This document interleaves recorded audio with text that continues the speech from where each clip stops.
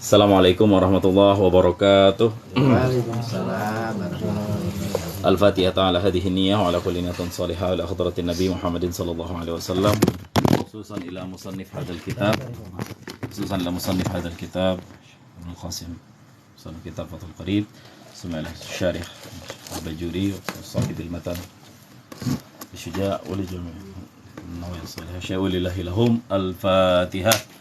A'udzu billahi minasyaitonir rajim. Bismillahirrahmanirrahim.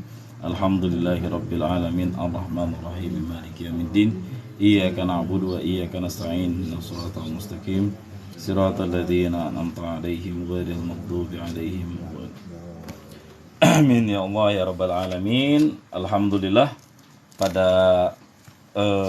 malam yang berbahagia ini, meskipun ada di antara keluarga atau tetangga kita yang sedang berduka cita, tanpa mengurangi toleransi apapun, ya kita berprinsip ikut tasamuh secara sosial. Cuma secara agama lakum dinukum waliyadin. Nah, ini cukup indah, saya baru merasakan keindahan bertoleransi di film Indahnya Mutiara toleransi. ini. Ya.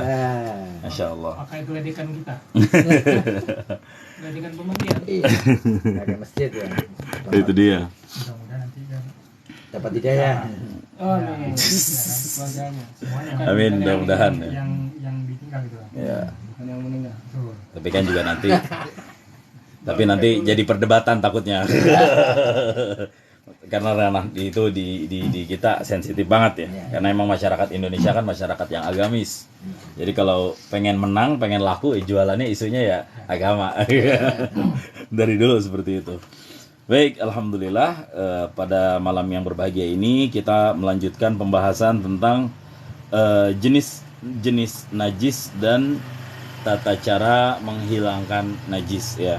Kalau di kitab saya di halaman 9 ya. Faslun fi bayanin najasati wa izalatiha ya. Nanti kalau penjelasan saya ada yang salah, guru-guru kita kiai nanti mohon dikoreksi ya. Ustaz Saladen juga insyaallah. Nah, jadi kemarin kita sudah sedikit masuk tentang masalah najis. Jadi najis secara bahasa, saya ulang kembali, itu adalah asyai'ul mustaqdzar. Secara bahasa ya, definisi bahasa, segala sesuatu yang dianggap menjijikan, yaitulah najis itu ya. Cuma secara definisi, segala sesuatu yang ketika dijangkau atau diambilnya secara umum haram dan dalam kondisi mudah untuk memilah dan memilihnya, nah itu bisa dikategorikan semuanya sebagai najis ya. Dan nanti ada beberapa yang dikecualikan dari segala jenis najis-najis tersebut. Singkatnya, segala sesuatu yang menghalangi sahnya sholat, berarti itulah definisi daripada najis. Non teh ucing. Definisi daripada najis. Nah, kita lanjut malam ini sampai wa kullu ma'i'in ya. Wa kullu ma'i'in. Ada yang mau tabarukan baca barangkali? Saat ada yang kiai. Saya ikut. Tabarukan. Pak Faisal ada kitabnya. Pak Fikri. Saya dapat amalan ini aja.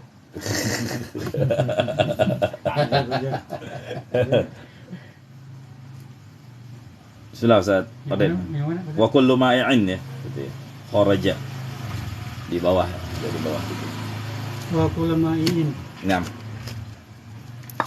wa kullu ma'in kharaja minas sabilaini najsun wa sadiqun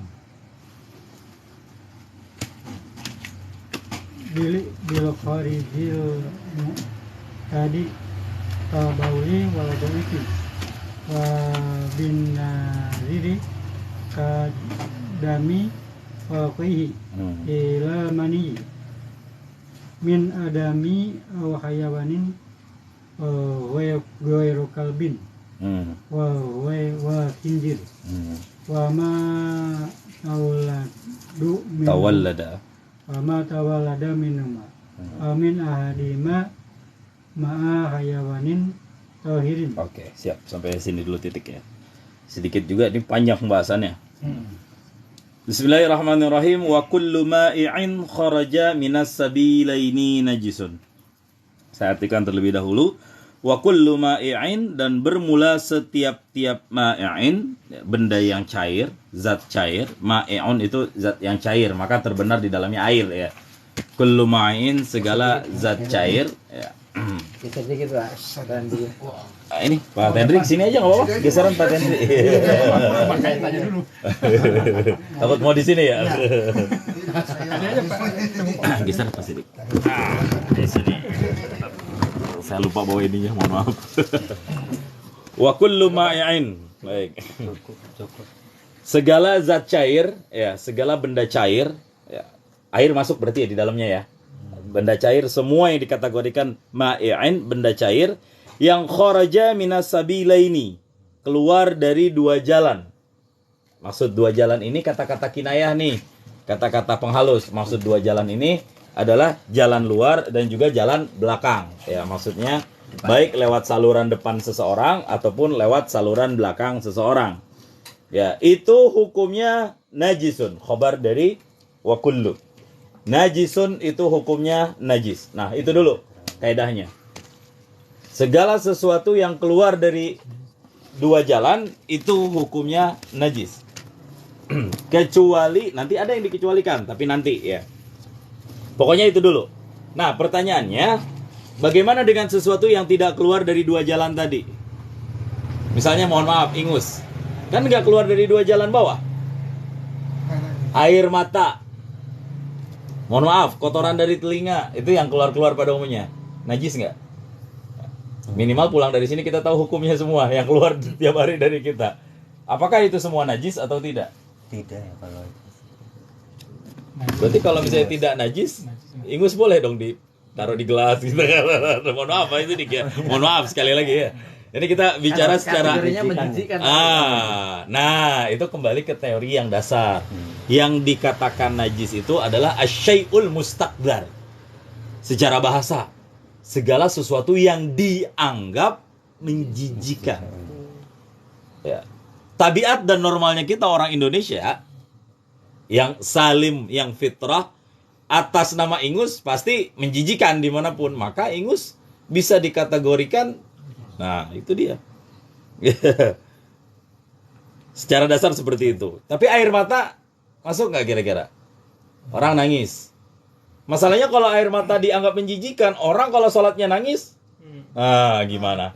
Kan boleh kan sholat sambil nangis. Kalau misalnya terlalu menghayati bacaan Allahu Akbar gitu kan. Seperti imam-imam di Haramain ketika baca ayat-ayat tentang neraka, kemudian dia meresapi kedalaman ayat tersebut dan akhirnya kemudian dia ada apa sedikit lanjut orang ketika kemudian dia nangis otomatis akan dikatakan sholatnya batal karena apa? Air matanya najis. Nah, kalau udah kita ngaji seperti ini otomatis semua itu tidak termasuk dalam kategori najis ya, seperti itu. Nah, yang menjadi syawahid kita ini semua yang keluar dari bawah, baik jalur depan ataupun jalur belakang, itu hukumnya adalah najis. Ya. Nah, wahwa sadiqud bil kharijil mu'tadi kal bauli wal ghaiti wa bin nadiri kaddami wal qayhi. Huwa dan bermula dianya yang keluar dari dua jalan tadi, sadiqun itu terbenar. Sadiq, siddiq sama tuh. Ya, artinya orang yang benar. Sadiqun itu terbenar bil khariji dengan yang keluar al mu'tadi yang biasa. Seperti apa yang keluar yang biasa? Contohnya kal bauli seperti pipis, air seni. Ya. Wal ghaiti dan seperti kotoran. Ya. Itu masuk dalam kategori keluar dari dua jalan. Ini yang sering keluar setiap hari. Itu semuanya hukumnya najis. Kemudian wabin nadiri terbenar juga dengan sesuatu yang jarang keluar, langka keluarnya, nggak setiap orang keluar. Apa contohnya? Kaddami seperti darah. Kemudian wal qayhi dan juga nanah. Kalau ada orang keluar nanah dari jalan belakang atau jalan depan, ditanya, itu apa hukumnya Pak Ustadz nanah tersebut? Maka setelah kita ngaji kitab ini, kita tahu jawabannya, hukumnya adalah najis. Itu. Yang menjadi pertanyaan saya, kalau ada orang nggak bisa lagi buang air kecil dari jalan yang semestinya, dokter terpaksa membuatkan untuknya lobang baru misalnya dari perut. Ada nggak sih yang kayak gitu? Ada ya. Nah, otomatis kan bisa nggak dikatakan itu bukan keluar dari dua jalan? Kemudian pertanyaannya lagi, apa hukumnya? Apakah air tersebut najis atau tidak? Nah, ini gimana nih menjawab pertanyaan ini? Ini kan fikih nih. Nggak ada dijelasin di sini. Cuma kalau misalnya kita ngaji gimana? Kira-kira ada yang bisa memberikan jawaban atau pernah mendengar jawaban? Di kitab nggak ada sih di sini. Jadi kalau misalnya orang kencing dibuatkan lubang baru lah intinya dari perut.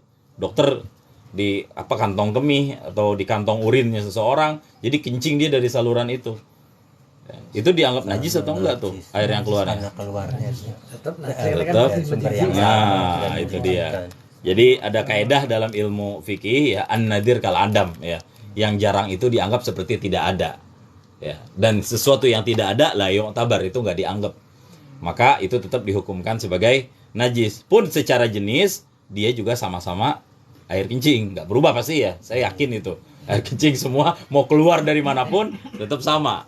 Nah, sampai di sini ada yang ingin bertanya atau ada yang ingin menyanggah atau ada yang ingin mengoreksi? Tafadhol masykuran. Selama nggak netes nggak masalah ya tadi ya.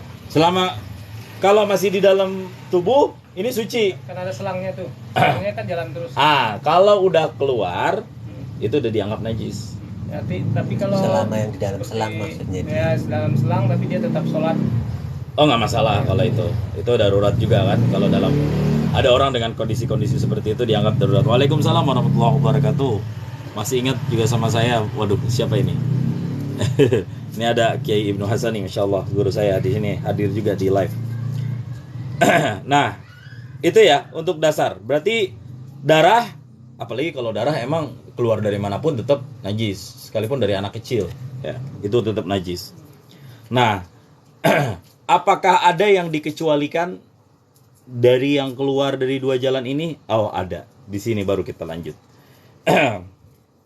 Illal maniyya, kecuali air mani, sperma. Min adamiyin au hayawanin. Baik sperma itu berasal dari manusia au hayawanin ataupun sperma dari hewan. Tapi hewannya ghairi kalbin wa khinzirin, selain daripada anjing dan juga babi, wa ma tawallada minhuma, dan hewan-hewan yang lahir peranakan daripada keduanya anjing dan babi, au min ahadihima, ataupun dari salah satu keduanya anjing dan babi. Ya, sampai sini kita koma dulu. Jadi kesimpulannya adalah kecuali air sperma ataupun air mani. Air mani hukumnya adalah suci. Sekalipun ada sebagian orang yang menganggap itu adalah sesuatu yang menjijikan. Karena tadi definisi di awal, secara bahasa sesuatu yang dianggap jijik menurut tabiat normal manusia, maka itu dihukumkan sebagai najis. Kalau misalnya ada orang, gue mah walaupun air sperma gitu kan, gue mah tetap aja jijik, geli gitu. Misal. Kan kita dari dia. Nah, kita nggak bicara ke situnya Pak Heru. Andai ada, gitu kan. Andai ada, ya. Kalau misalnya dia mengatakan jijik, berarti lu juga sosoknya menjijikan. Gitu. Enak aja ngebalikin ya kan. Masya Allah. Nah itulah tentang masalah air sperma. Sampai sini gimana? Ada yang bertanya atau ada yang menyanggah atau ada yang nggak setuju dengan isi kitab? Justru kalau madi itu najis. Berarti madi itu najis. Wadhi juga najis. Karena masuk semua yang keluar dari dua jalan. Meskipun keluar madi, keluar wadhi tidak menyebabkan dia menjadi berhadas besar atau junub istilah kita. Bersihkan saja ya. Khusus kan kalau kemarin yang mewajibkan mandi kan ada 6 ya kan. Kita udah bahas 3 khusus untuk Wanita. Laki-laki, yang 3-nya lagi, dan 6 sisanya itu untuk perempuan masuk. Ya. Nanti kita akan bahas lebih dalam nih tentang perbedaan-perbedaan semuanya ini. Nah, sampai di sini saya cek dulu apakah ada keterangan tambahan dari sini, illal maninya, kecuali air mani. Tapi kalau misalnya ditanya ciri-ciri air mani, tahu kan? Tahu, kuning. Nah, ada ciri-cirinya. Di sini emang nggak dibahas, tapi nanti di bab masalah ihtilam, masalah mimpi basah itu dikenali tuh. Kalau misalnya kita, bagaimana cara kita untuk mengidentifikasi antara air mani dengan air yang bukan mani, karena bisa jadi bentuknya sama. Kalau di dalam kitab dijelaskan di antaranya, nggak spesifik saya sampaikan, tapi beberapa ciri air mani. Yang pertama, khurujnya, keluarnya bisyahwah. Harus dengan ada syahwat. Ya, dalam keadaan bersyahwat keluar, bisa jadi itu mani. Kemudian yang kedua, khurujuhu yatadaffaqu. Keluarnya, mohon maaf, mencerot. Itu. Ciri-ciri air mani ada dorongan ketika dia ingin keluar dari tempatnya. Kemudian ciri-ciri yang ketiga, warihuhu karihi bayadil bayd. Baunya seperti bau putih telur. Apa ya? Amis. Bau amis. Nah, seperti itu. Itu ciri-ciri air mani, ya. Kapan-kapan seseorang mendapatkan hal-hal tersebut, maka bisa dipastikan itu adalah air mani. Adapun nanti jika ada yang keluar, bisa jadi air pipis, bisa jadi air wadi, bisa jadi air madhi. Bagaimana membedakannya? Nanti ada bahasnya sendiri, ya. Seperti itu. Oke? Kita lanjut. Min adamiyin, daripada mani manusia. Ketika disebutkan manusia, bagaimana dengan yang selain manusia? Oh, au hayawanin, ataupun mani hewan. Ternyata air mani hewan juga dihukumkan suci, ya. Secara umum dulu ini ya. Air mani hewan secara umum ini hukumnya suci, ya. Tutup pintunya saya. Kenapa? Mau masuk. Lihat pintu terbuka. Biar. Ada yang takut ada yang mau masuk yang sebelah sono gitu.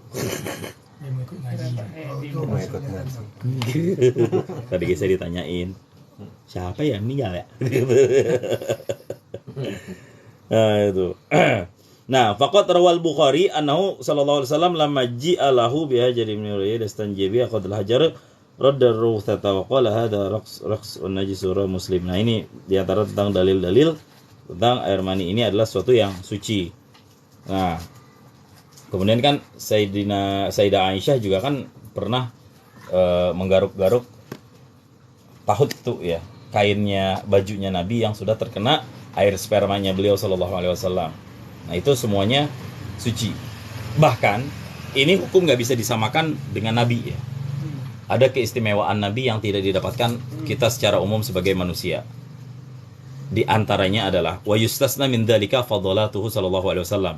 Yang dikecualikan dari semuanya ini adalah fadhalatnya, sesuatu yang keluar dari Nabi sallallahu alaihi wasallam. Fahiya tahiratun 'alal mu'tamadi. Maka itu semuanya hukumnya adalah suci menurut pendapat yang kuat. Li'anna barakatal apa ini ya? Habnasyiyati syuribat lahu. Ini ada birkah al-habasyiyah syaribat baulahu sallallahu alaihi wasallam faqala dan talijan nar batnuka sahahu darqatni. Karena ada hadis. Ini ada seseorang perempuan namanya Barkah al-Habasyiyah dari Habasyi dia. Dia minum kencingnya Nabi sallallahu alaihi wasallam. Ya, minum kencingnya Nabi sallallahu alaihi wasallam. Nabi tahu, kemudian ente ngapain? Ya Rasul, saya minum air kencing Nabi. Rasul juga geleng-geleng kan? Tapi nggak apa-apa, geleng-gelengnya itu yang ditunggu oleh si Barkah ini. Apa kata Barkah? Faqala lan talijan nara batnuka. Perutmu nggak akan tersentuh api neraka. Ya. Maksudnya bukan cuma perutnya doang, seluruh badannya juga. Orang Arab begitu. Suka ngomong dengan bahasa kias. Kemana nih ya Pak Jenal ya? Batang hidungnya nggak nampak-nampak dari tadi. Itu bukan maksud batang hidungnya, tapi seluruhnya. Ya.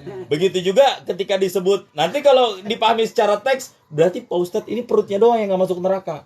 Palanya, mukanya tetap masuk neraka, tangannya tetap masuk neraka. Oh nggak gitu. Ya, hadis ini disahihkan oleh Imam Darul Qutni. Ya. Nah, terus ada hadis lain wali anna Abu Thaibah, ada orang yang bernama Abu Thaibah syariba damahu sallallahu alaihi wasallam, minum darahnya Nabi sallallahu alaihi wasallam, wa fa'ala misla dzalik Ibnu Zubair, dan melakukan yang seperti demikian juga oleh Imam Ibnu Zubair, wa huwa gulamun. Nah, ini masih jadi anak-anak. Hina a'tahun Nabi sallallahu alaihi wasallam dama hijamatihi, ketika Nabi ngasih ke darah bekamnya Nabi ke Ibnu Zubair, diminum sama dia. Nabi berbekam, ya kan? Kemudian bekas darah bekamnya Nabi minta bantuan sama Ibnu Zubair, ini tolong dibuangin gitu. Malah diminum sama Ibnu Zubair darah bekamnya Nabi. Ya, padahal Nabi nyuruhnya lihat finahu, disuruh dikubur. Makanya saya kalau misalnya ada yang bekam sama saya, kalau bisa dikubur, kalau nggak repot ya. Fasyaribahu, malah diminum tuh darah bekam, ya kan? Kemudian fasyariba damahu sallallahu alaihi wasallam, faqala lahu Nabi sallallahu alaihi wasallam, maka berkata baginya Ibnu Zubair oleh Nabi sallallahu alaihi wasallam, man khalata damuhu dami lam tamassuhun nar. Barang siapa yang tercampur darahnya dengan darahku, niscaya tidak akan tersentuh ia oleh api neraka. Itu Masya Allah ya. Wa kadza fadalatuhu baqiyatil anbiya, dan seperti demikian suci fadalatnya atau segala yang keluar dari nabi-nabi yang lain selain Nabi Muhammad SAW. Nanti ada pertanyaan, Pak Ustadz, itu yang Pak Ustadz jelasin kan cuma nabi doang. Bagaimana dengan nabi-nabi yang lainnya? Adam, Idris, Nuh, Soleh. Jawabannya adalah semuanya sama, nggak ada bedanya. Ya, ini, Insya Allah ya, Nabi dikecualikan nih. Mau udah saya kalau ada darahnya Nabi. Makanya kalau di Pagentongan itu ada darah Nabi juga tuh. Pernah saya ngelihat yang sudah diekstraksi tapinya, dan sampai sekarang masih ada. Jadi ternyata banyak kan, Nabi kan beberapa kali ngebekam. Di antara para sahabat, ketika misalnya Nabi cukur waktu haji itu, tahu istilahnya apa? Tahal. Nabi bagi-bagi rambutnya ke para sahabat. Itu sama para sahabat disimpen-simpenin tuh rambut. Ya, sama para sahabat disimpen-simpenin rambut Nabi SAW. Termasuk, ya alhamdulillah, saya juga pernah megang atau melihat rambutnya Nabi.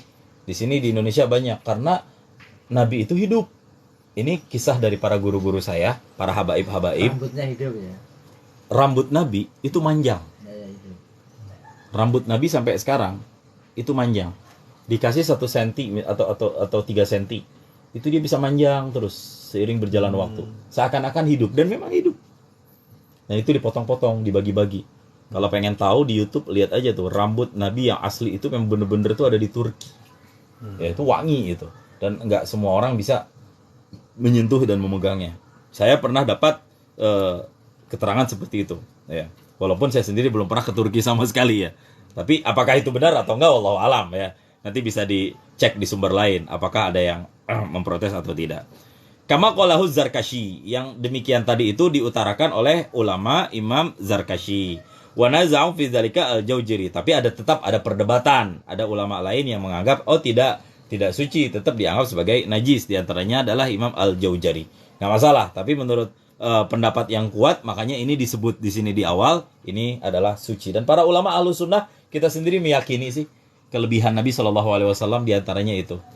Makanya ada beberapa keistimewaan Nabi yang udah pernah saya sampaikan waktu khutbah Jumat. Kalau ada yang masih ingat.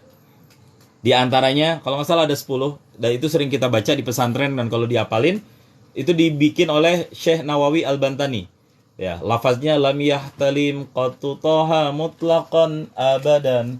Lam yahtalim, Nabi nggak pernah mimpi basah.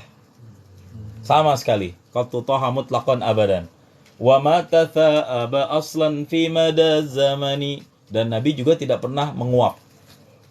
Nah itu. Nggak ada satupun sahabat yang pernah ngelihat Nabi menguap seumur hidup beliau. Kalau kita sehari semalam. Tak terhitung jumlahnya, Masya Allah. Allah barik fiik. Salam waktu. Jazakallah khairan katsir. Pada tidur. Ya kan, Nabi nggak pernah menguap. Wa ma tasaba aslan fi madaz zamani. Nggak pernah menguap selama-lamanya sepanjang zaman.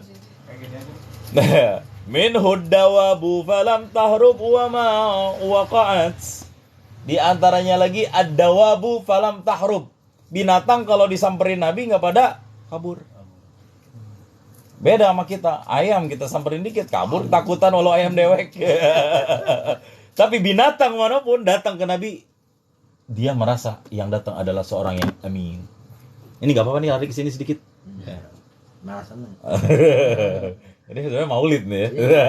Mau terus. Itu binatang enggak. Wa ma waqa'at zubabatun abadan fi jismihil hasani. Dan tidak pernah ada sejarah Nabi waqa'at nempel ke badannya zubabah, lalat, abadan. Selamanya fi jismihil hasani, di badannya yang sangat indah, di tubuh Nabi yang sangat indah. Ya. Nabi enggak pernah kesentuh lalat. Tapi kita lalat datang nyarang langsung. Nggak keluar. Itu lalat nyarang terus berkembang biak lagi ya. Ya Allah. Ya kan? Terus apalagi ini yang saya ingat ya.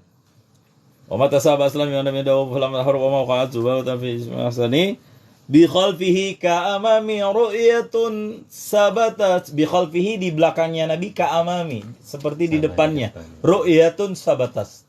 Jadi Nabi ru'yah melihat Di belakangnya. di belakang Nabi, tahu apa yang ada di belakang meskipun beliau tidak menoleh ke belakang. Ya, itu keistimewaan Nabi Muhammad SAW. Bi khalfihi ka amam. Belakangnya seperti di depan. Ya. Kelihatan ya. Kelihatan oleh Nabi semuanya. Bi khalfihi ka amami ru'yatun sabas wa la yura asru baulin minhu fi alani. Nih yang pengen saya bahas. Wa la yura asru baulin, dan tidak tampak bekas pipisnya Nabi. Ya. Bekas buang airnya Nabi. Ini bukan cuma pipis doang. Buang air kecil, buang air besar sama. Nggak nampak dan nggak ada jejaknya, seakan-akan ditelan oleh bumi. Kan pernah ada sahabat ya. Nabi pengen pipis. Nabi mau kemana? Mau pipis. Udah jangan Nabi, di sini aja. Dibuatlah tirai. Nabi kemudian pipis. Sahabat ngejagain di luar, pasti biar nggak ada yang masuk gitu kan. Di dalam ada Nabi pengen ngasih tahu. Itu di daerah gurun, berarti kan bawahnya tanah gitu kan. Udah. Nabi masuk ke dalam. Ya, sahabat nggak tahu lah Nabi ngapain di dalam ya. Pasti Nabi ingin buang hajat. Pas ternyata beliau keluar, pas ternyata Nabi SAW keluar, sahabat iseng lihat, pengen tahu ya, namanya orang kan. Segala hal tentang Nabi pengen tahu semuanya. Pas dilihat kagak ada bekasnya sama sekali. Nah, sehingga ulama menjadikan itu bahwa Nabi itu enggak, salah satu keistimewaan Nabi itu seperti itu. Dan lagi wa qalbuhu lam yanam wal ainu qad na'asat wa qalbuhu lam yanam. Hati Nabi tidak pernah tidur, wal ainu qad na'asat, meskipun matanya terpejam. Ya. Hati Nabi nggak pernah tidur sekalipun matanya terpejam. Jadi Nabi tidur, tapi hati Nabi nggak pernah tidur. Makanya di dalam bab wudu kemarin kita bahas, tidurnya para Nabi itu tidak membatalkan wudu. Ya. Wala yura zilluhu fi syamsi dhu fatani. Bayangan Nabi juga nggak kelihatan. Nabi kalau ada di bawah terik matahari itu kayak nggak kerasa panas, bahkan bayangannya pun nggak nampak. Nah itu keistimewaan Nabi Shallallahu Alaihi Wasallam. Kalau dilanjutkan sama Syekh Nawawi, hadhil khasaisu fahfazha takun aminan min syarri nari wa surraki wa min mihani. Ini sifat-sifat keutamaan Nabi, fahfazha, apalin, ingetin, takun aminan, kau pasti akan selamat, min syarri, dari keburukan, wa surrakin, maling, penjarahan, begalan, ya, apalin tuh semuanya, wa min mihani, dan dari ujian-ujian hidup. Ah, itu. Ini sekedar tambahan ya, tentang keistimewaan. Ada hal-hal yang Nabi sebagai bashar tapi la kal bashar, manusia tapi bukan sembarang manusia. Masya Allah. Ya. Kemudian di sini dijelaskan illal mani, kecuali air mani. Nah, ai fahuwa tahirun, air mani itu hukumnya suci. Fi haddi dzatihi, lakin yustahabu ghusluhu, meskipun secara zatnya suci, tapi tetap kalau ada disunahkan untuk dicuci, dihilangin. Jangan dipelihara, bau. Ya. Khurujan minal khilaf, ini untuk keluar dari perbedaan pendapat. Ya, karena nanti takutnya ada yang mengatakan ini adalah najis. Walil akhbari sahihati fihi wa qawluhu min ada walil akhbari sahihati fihi, karena juga ada hadis sahih tentang masalah air mani tersebut. Wa qawluhu min adamin aw hayawanin ilah amma maniyul adami fali hadisi Aisyah radhiyallahu anha annaha kanat tahukul maniyya min sawbi Rasulullah summa yusalli fihi. Nah, hadis tentang air mani itu suci, Nabi sallallahu alaihi wasallam pernah ketika ada di rumah Ummul Mukminin Aisyah itu menggaruk-garuk air maninya Nabi. Ya, air maninya Nabi nempel di pakaian, kemudian Aisyah sebagai istri menggaruk-garuk, summa yusolli fihi, kemudian Nabi langsung sholat dengan baju tersebut, nggak dicuci dulu. Maksudnya apa? Kalau misalnya air mani dianggap najis, pasti Nabi akan mencuci dulu. Tapi ternyatanya Nabi nggak mencuci. Ini berarti ulama mengambil ifadah bahwa air mani ini hukumnya adalah suci. Ya. Wala yuradu anna fadlatihi sallallahu tahiratun fala yadullu dzalika ala taharatil mani li anna al-murad al-mani mukhtalat bi mani azwajihi la manihi wa haddihi. Nah, ini perbedaan pendapat nanti ya di antara para ulama. Seperti itu. Lam yawahduhu li anna sallallahu kana la yahtalim li anna al-ihtilam tulaibu minasyaitan. Kenapa sih Nabi itu enggak mimpi basah? Karena bagaimanapun mimpi basah itu tulaibuhu minasyaitan. Itu dimain-mainkan bersama setan. Ya. Ini ada lagi suara saya. Mantul. Oh, ente dong. Ya, karena suara Nabi air mani SAW itu beda. Berarti kalau kita suatu saat keluar air mani, bisa jadi itu setan masuk ke dalam mimpi kita, ya, meskipun indah. Ya. Jadi sebenarnya mimpi basah itu setan yang ngajak. Ini kata Imam Bajuri, tulaibu minasyaiton. Wa huwa laisa lahu alaihi sabilun. Nah, padahal kalau ke Nabi enggak. Ya, makanya Nabi enggak bermimpi basah. Karena enggak mungkin setan bisa tembus ke Nabi sallallahu alaihi wa alihi wasallam. Walaupun tanda baliknya juga enggak ya? Apanya? Walaupun tanda usia baliknya pun enggak. Nah, nanti Nabi sallallahu alaihi wasallam masalahnya udah balik duluan sebelum jadi nabi. Jadi tanda balik itu kan ada banyak. Di antaranya keluar mimpi basah, kemudian yang berikutnya keluar untuk yang perempuan juga keluar sperma, keluar darah, kemudian sampai umur 15 tahun sekalipun belum keluar mani atau belum mimpi basah. Atas nama sudah umur 15 tahun, maka itu sudah balik. Seperti itu. Ya. Jadi mimpi basah bukan satu-satunya tanda balik ya. Iya, bukan. Masih ada lagi. Nanti sebenarnya kalau di kitab Safina ada di kitab dasar sih, tanda-tanda balik itu ada beberapa. Di antaranya itu. Harus. Gak apa-apa, lagi tasawufan dulu.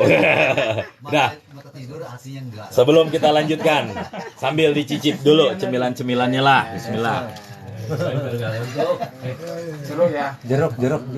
Tidurnya orang yang ngaji juga itu jauhin sama setan. Ada bantal nggak Pak Sidik? Ya. Ada bantal? Bantal. Ada bantal ya? Ya. Oh, kelapa. Itu minuman. Teh. Sehat ya, Onti. Apa tuh namanya? Insyaallah Ustaz Selasi sama. Ahmad Maftuh, Ustaz Ibnu Hasani, berkah semuanya. Insyaallah, terima kasih giftnya. Ngaji TikTok gimana hukumnya Ustaz? Kalau haram tutup aja. Ada yang nanya lagi. Kalau haram tutup aja nggak apa-apa. Dah. Fadalat. Nanti muter satu muter balik lagi. Udah stop. Jangan muter wae dah itu. Antena mau masuk permisi gitu. Udah. Oh, Neng. Balik, Neng. Tadi jangan keluar. Enggak apa-apa. Enggak Maaf apa-apa. ya. Lihat. Lewat. Astagfirullah. Jadi Masya Allah anaknya udah gede-gede tapi awet muda. Yuk, lewat. Anak gaul, Bro. Anak gaul. Nah, ini uban semua ini. Bapaknya kayak sama meren. Oke, nah tadi yang kedua dijelaskan air mani hewan juga ternyata suci. Kenapa? Yang dikecualikan anjing dan babi. Jadi semua hewan itu pada dasarnya hukumnya adalah suci. Ini kita nggak bicara yang dimakan nggak dimakan ya. Tapi dasar hukum hewan ini semuanya adalah suci. Itu harus diingat. Makanya air maninya juga dianggap suci. Air mani binatang diserupakan seperti air mani manusia. Begini menurut mazhab Imam Syafi'i. Ghairu kalbin wa khinzirin. Selain daripada anjing dan juga selain daripada babi dan yang lahir dari keduanya, anjing dan babi. Anjing kawin sama babi peranakan. Misal Bajing jadinya. babi anjing, bajing. Kalau bajingan apa? Aduh. Ya misalnya kan bisa aja kan anjing kawin sama babi lahir anjing. Ya kan? Itu najis. Atau sebaliknya, lahir dalam bentuk babi tetap najis. Nah, itu dasar hukumnya tuh.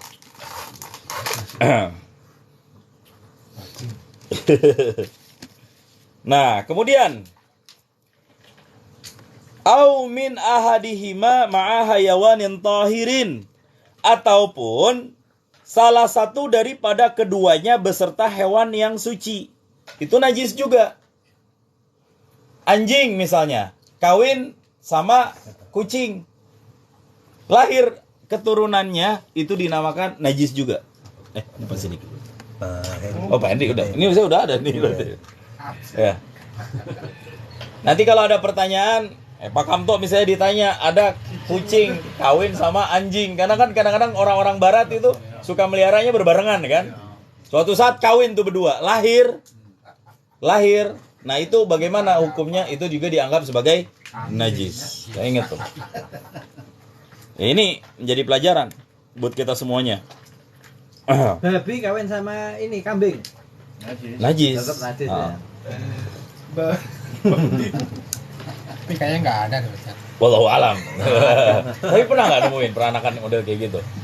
Mau Kalau perang masih ada pernah dilihat Gimana, Ge? Video. Jadi Ya, tinggal bawa den, tinggal bawa den. di domba ya. ini Domba, ya. domba. Sapi. Oh, sapi. Terus ada yang Baca sih domba. domba itu domba. Kayak kawin silang memang ada yang iseng kayaknya. Nah, itu. Buat apa ilmu? Tapi yang pasti begini, ini hukum fikih. Ini peneliti. Sebelum terjadi sesuatu kasusnya, hukumnya sudah ada terlebih dahulu. Artinya ini sesuatu yang mungkin, artinya ini sesuatu yang bisa saja terjadi di zaman sekarang. Di zaman ulama dari zaman dulu aja udah jelas ada, apalagi zaman sekarang. Semuanya very very impossible menurut saya. Mungkin terjadi. Ya. Nah, seperti itu.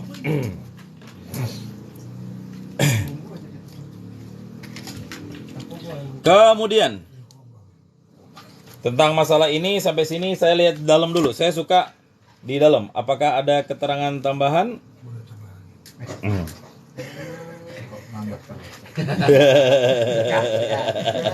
Habiskan. Sebentar teman-teman di TikTok ya. Berkah. Teko dilawan. Sebentar, ini lagi ada pembagian snack dulu biar nggak pada ngantuk ngajinya ini. Ya. Ada yogurtnya enak. Oh, bawa ke Enak juga Pak Sidik. To'amu solihin syifa. Ya, makanan orang-orang soleh itu obat. Alhamdulillah. Imam Syafi'i pas main ke rumah Imam Ahmad bin Hambal, makannya Buahnya. Nah, padahal Imam Hambal udah ngasih tahu ke putrinya, nah masih kecil, ntar ada ulama hebat nah datang, pokoknya kamu harus hormati, silakan mau mempelajari, nanya apa aja, siap ayah, siap abi. Pas datang Imam Syafi'i makan lahap banget, udah itu pas sampai di dalam kamar bukan tidur sambil goyang-goyang gitu, enak banget tidur ya, kayak kagak ulama-ulama pisan. Iya. Terus katanya ulama, ternyata sepanjang malam tidur, kagak ada qiyamul lailnya pisan.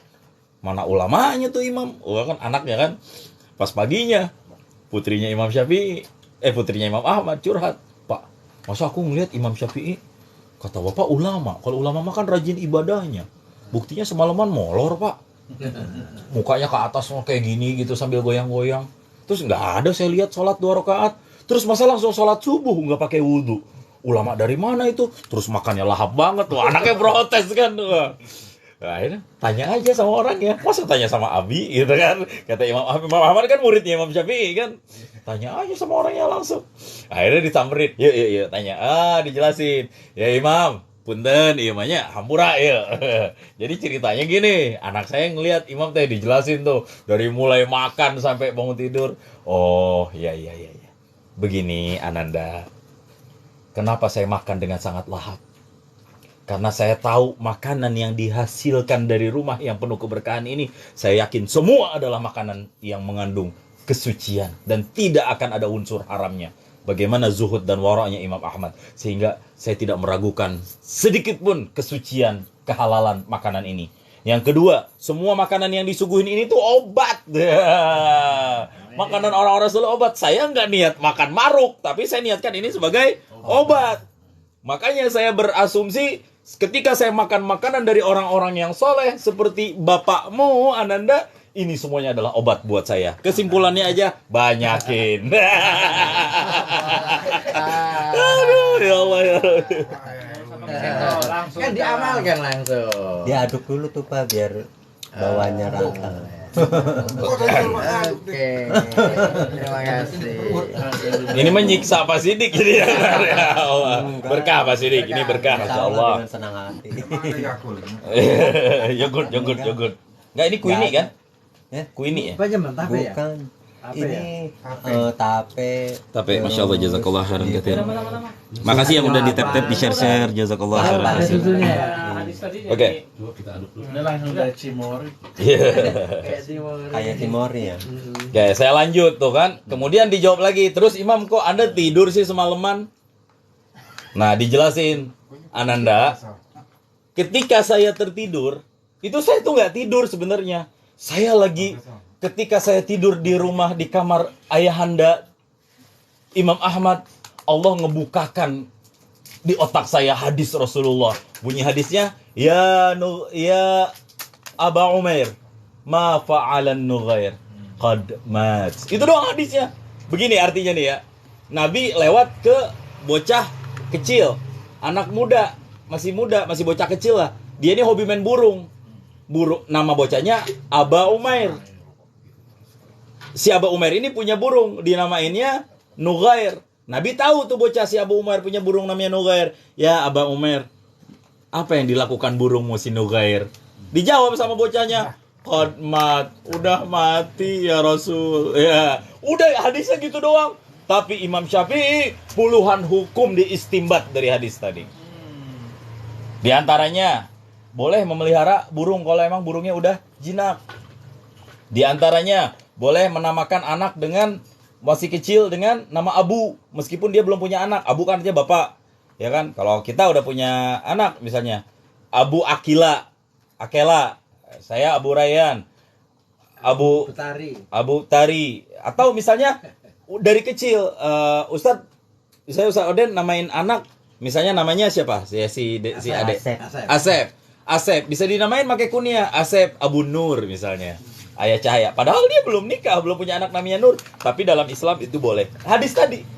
Nggak ada yang berpikir kan kalau Imam Syafi'i secerdas itu. Dan sepanjang malam beliau nggak tidur, nggak sholat. Kenapa? Karena buat beliau ngaji seperti ini jauh lebih baik daripada sholat sunnah. Ngaji, menuntut ilmu, menggali hukum, itu jauh lebih baik pahalanya daripada pahala sholat sunnah. Tanpa menafikan keistimewaan Qiyamul Lail. Karena nuntut ilmu juga bagian dari Qiyamul Lail. Qiyamul Lail kan mendirikan malam, bukan hanya dengan sholat, tapi dengan segala macam ibadah, zikir, wirid, termasuk ngaji. Baca Quran, itu bagian dari Qiyamul Lail juga. Ya kan? Bahkan derajatnya lebih tinggi. Derajatnya lebih tinggi, Kiai. Masya Allah, jauh. Buat apa kita sholat sunnah 2 rakaat, ribuan rakaat, tapi syarat rukunnya kagak ngerti kan? Mendingan kita ngaji, tahu, oh syarat rukun gini, sholat gini, Masya Allah. satu bab ilmu 1000 rakaat. Dan beliau otomatis tidak tidur semalaman. Dan beliau masih punya wudhu. Wudhu yang beliau pakai sholat isya masih bisa dipakai ke subuh. Makanya beliau nggak wudhu. Nah, sekarang kamu tahu nak betapa agungnya orang mulia ini. Ya. Itu. Ya, Insya Allah. Ya. Jadi kesimpulannya adalah yang banyak pasti disiapinnya. Kita pengen berobat ke sini. Enggak. Ini buat hiburan aja Pak Sidik. Artinya ketika kita memberikan hidangan, insya Allah itu akan jadi obat buat kita, obat buat semuanya. Ya. Bahkan ketika kita makan makanan yang ada racunnya, kemudian kita mengucapkan basmalah, kita nggak tahu nanti Allah akan ubah tuh racun menjadi negatif. Kita nggak tahu. Makanya selalu disunahkan melakukan segala hal dengan nama Allah. Dengan nama Allah, apa yang tak mungkin akan menjadi mungkin. Insya Allah. Ya, saya baca komen dulu, izin. Abu Janda boleh, Ustaz. Apa ini? Berarti yang namanya janda dia. Ada yang nanya di TikTok, kalau hewan mutasi gimana kayak di Israel lagi buat sapi merah? Nggak masalah. Yang penting hewan mutasinya tidak bersumber dari anjing dan juga babi. Selagi tidak dimutasi dari itu, hewannya tidak dihukumkan najis. Meskipun ghairu ma'kulil lahm, bukan termasuk daripada hewan-hewan yang haram untuk dimakan dagingnya. Kayak kucing. Kucing kan nggak boleh dimakan dagingnya. Tapi apakah kita akan katakan kucing haram? Kan enggak. Ya. Haramnya hanya untuk dimakan dagingnya dan diperjualbelikan. Saya termasuk orang yang nggak membolehkan jual beli kucing. Ya. Cuma gimana tuh? Itu nggak boleh sebetulnya. Apanya? Pet shop. Pet shop. Kucing Jangan itu akadnya jangan jual beli kucing. Ganti uang pakai. Ganti. Ganti ongkos miara be ya gitu. Saya beli empan gitu. Berapa? Ya saya beli empan selama ini 300.000, ya udah 400.000 gitu. Jadi sebenarnya duit mah tetap keluar ya, tapi yang penting akadnya. Nah itu yang beratnya tuh. Nanti kita ngaji di bab muamalah. Intinya di akadnya gitu. Nah, apalagi jual janda Pak Ustadz ya. Ini yang nanya di TikTok orang-orang ini ya Allah. Ya, tapi cerdas nih. Alhamdulillah. Nah, itu ya tentang masalah mani. Jadi nanti kita akan lanjut kembali. Saya lanjut baca yang ada di dalam. Ilal mani udah selesai. Wa kharaja bima'in ad-dudu. Wa kullu mutasallibin la tahilata. Ini bukan la tahilata, ini kayak la tuhiluhul ma'idatu. Ini salah nih ya, Pak Ustadz Oden nih. La tahilata ini salah nih. Ada ya di paling bawah pojok kiri. Di halaman 9. Kullu mutasallibin la tahilatal ma'idatu. Ya. Dan keluar, maksud keluar ini dikecualikan bima'in dengan benda yang cair ad-dudu oleh cacing-cacing kecil kayak macam belatung gitu. Ya, mohon maaf ya. Ini emang teks kitab seperti ini. Itu berarti nggak masalah tuh. Mohon maaf nih. Kalau ada cacing di dalam anus seseorang, apakah kemudian cacing tersebut najis? Jawabannya adalah tidak. Tapi karena adanya di situ, dia jadi mutanajis, terkena najis. Dasarnya cacing itu tetap suci. Cacing tersebut dasarnya tetap suci. Wa kullu mutasallibin la tuhiluhul mi'dah. Dan setiap benda keras yang tidak dihancurkan oleh pencernaan. Ya. Falaisa binajisin, itu semua nggak najis. Falaisa binajisin. Ini dalil tentang bolehnya kopi luwak. Kopi luwak, ada yang tahu nggak di sini prosesnya kayak gimana? Ada yang pernah barista atau? Bekas dimakan. Nah, beliau Bekas dimakan luwak ya. Jadi luwak makan Makan biji kopi ya. Apa ini pasti di Kecoa. Coba paling takut Kecoa. Ustaz. Waduh. Mana. Udah. Udah keluar. kabur lah kau. Badan rembo tapi takut sama kecoa. Kemarin saya ceramah di Bekasi, saya tunda 5 menit. Ntar dulu ya, ada kecoa lagi terbang. Udah aman ya, kecoa udah sini aja dulu. Dah lanjut Pak Sidik. Iya, dari kalau saya pernah ke Bali sih emang dia apa tuh namanya miara binatang yang makan itu terus dari biji yang itu diambilin ya. Nah, pertanyaannya, Kebunnya. yang keluar itu dari kotorannya luar Masih utuh. utuh nggak? Nah itu berarti boleh. Kalau misalnya bentuknya masih utuh, berarti dia masih dianggap buah. Tapi kalau udah hancur, itu sudah dianggap kotoran. Nah itu.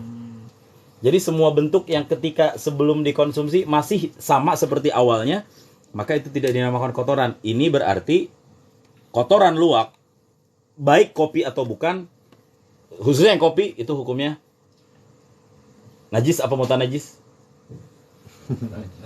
Najis apa mutanajis?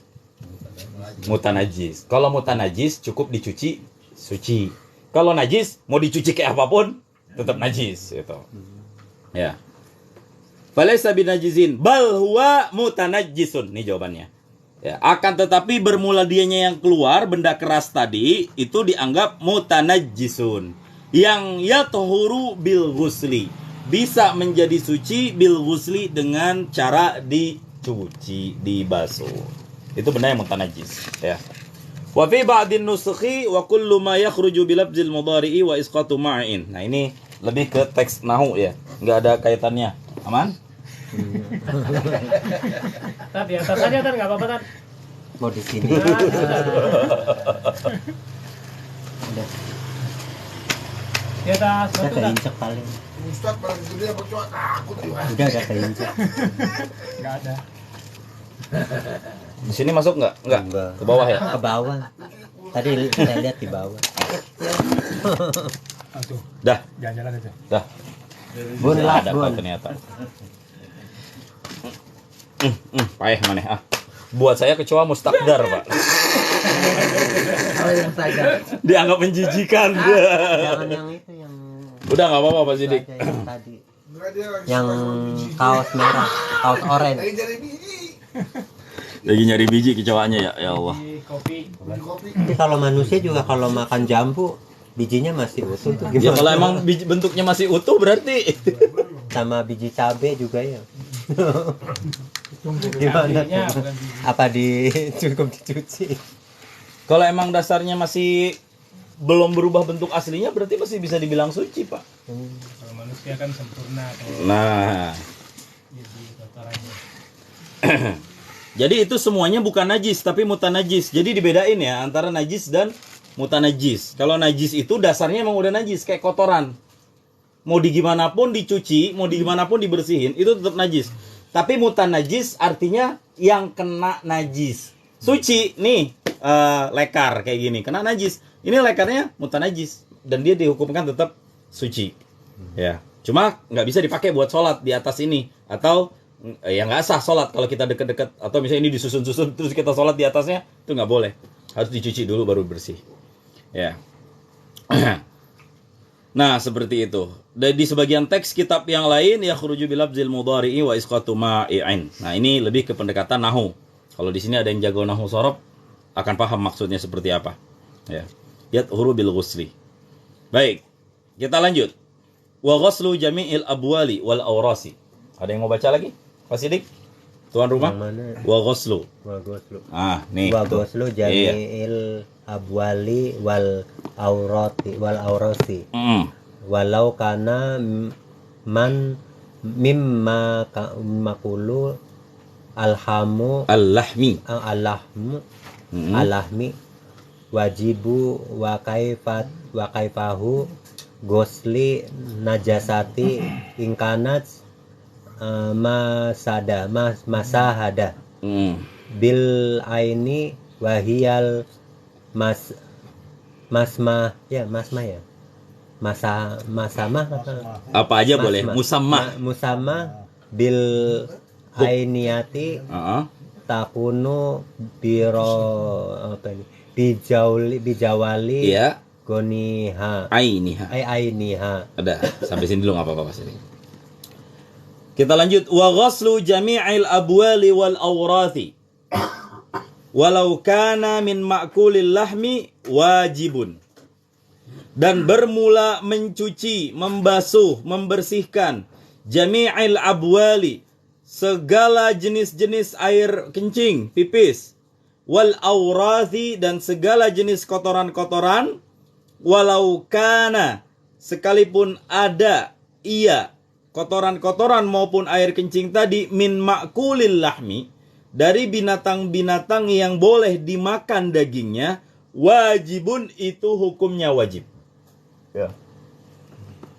Ketika ada binatang, misalnya kucing, pupuk atau buang air besar, misalnya di lantai rumah kita, itu kita wajib untuk membersihkan. Cuma yang jadi pertanyaannya, apakah wajibnya fauran, seketika, atau entar? Nah, di dalam kitab di sini dijelaskan wajibnya ini tidak wajib fauran, tidak wajib seketika berak gitu kucing terus dosa. Kalau seketika itu kita dosa, enggak. Ketika ada sempat waktu langsung kita bersihkan. Kalau enggak ya enggak apa-apa sampai kita sempat. Yang dosa kalau misalnya dientar-entarin. Di dalam dijelaskan aila fauran, artinya kewajibannya tidak kewajiban yang sifatnya segera, emergency, darurat. Illam yu'sa bitanjisi kan asabahu bila qasdin walau min mughallatin khilafan li zarkashi aw min nawi fasdin aw wat'in mustahadatin walau fi hali jiryani dami wala bisa sauban mutanajjihan fa'arraqa fihi fala yajibu ghuslu dzalika. Nah, sama seperti wanita haid. Kan wajib dibersihin kan? Kalau darahnya ngocor ganti pembalut. Tapi kan kewajibannya tidak segera. Artinya apa? Kapan seorang wanita kemudian dituntut untuk membersihkan darahnya atau minimal mengganti pembalutnya? Ketika sempat. Kalau ketemu kamar mandi, ganti. Nah, ini keterangan kitabnya. Nanti darah betul harus dihilangkan, harus dibersihkan. Semua jenis darah harus dihilangkan sebisa mungkin. Ya, baik dengan dikubur, ditutup tanah. Kalau kita ngelihat ada orang kecelakaan, nauzubillah, di jalan raya, tutup, jangan dibiarkan. Karena itu najis, darah tersebut. Nah, kecuali darah Nabi, ya sekali lagi, kecuali darah Nabi. Begitupun darah yang keluar dari wanita, dari kewanitaannya wanita, itu juga dihukumkan najis. Tapi tidak wajib untuk segera membasuh. Pun demikian, kotoran binatang. Kalau sempat, langsung dibersihin. Yang menjadi dosa, kalau udah tahu dientar-entarin, besok aja. Padahal bisa hari itu dia bersihin. Nah, besok aja malas banget gak? Capek duluan. Nah, itu dosa tuh, itu dianggap ta'si, bermaksiat. Nah, contoh dosa ka'an labtakhal mukallafu badanahu bin najasa. Seperti ada seseorang mukallaf, kita nih, ya, bercampur badan kita dengan najis bila hajatin, dengan tidak ada keperluan. Sengaja tuh kita labur-laburin diri kita dengan tanpa keperluan apapun, itu menurut saya dosa. Itu dianggap maksiat. Nggak ada keperluannya kita, kecuali ada perlunya. Misal kita kerja di pakan, di peternakan, otomatis kan salah satu pupuknya dari kotoran. Mau nggak mau kita bersentuh-sentuhan lah sama kotoran-kotoran. Nah, itu nggak masalah. Tapi kalau ada kayak di TikTok gitu ya, mandi lumpur, Allah demi aduh, bener, ya Allah Ustaz, aneh banget zaman sekarang ya. Itu yang mandi lumpur itu bisa dapat 300 juta lebih kali ya, 30 juta mah lebih kali sebulan. Modal gift doang. Manfaat ngasih ke orang? Kagak. Lah kita yang live berkali-kali, 2.000 kayak kagak. Ya live-nya bukan ngaji, Pak. Mandi lumpur doang. Kalau Anda ngasih bunga, satu guyuran. Kalau ngasih ini, ya Allah ya Rabbi. Ya. Iya kalau nggak ada najisnya. Kalau ada najisnya gimana tuh di lumpur itu? Nah itu dia. Tapi lumpur itu sebetulnya suci dasarnya. Kemarin udah kita bahas kan, semua tanah pada dasarnya suci selama kita tidak meyakini ada sesuatu di situ, ada najis di situ. Bahkan artinya suci boleh sholat di situ.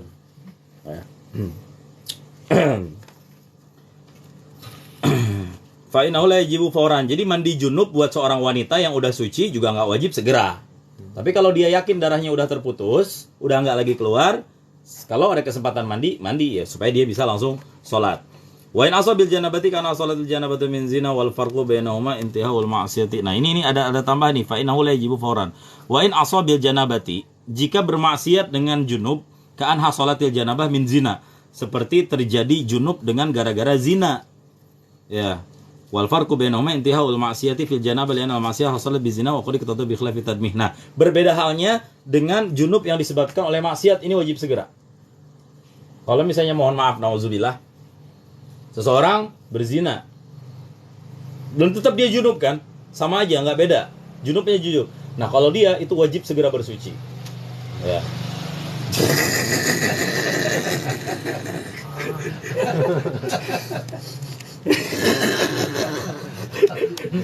Kode keras ini. Enggak lah, ya. Insya Allah di sini mengaji semua. Di luar kagak tahu kita ya.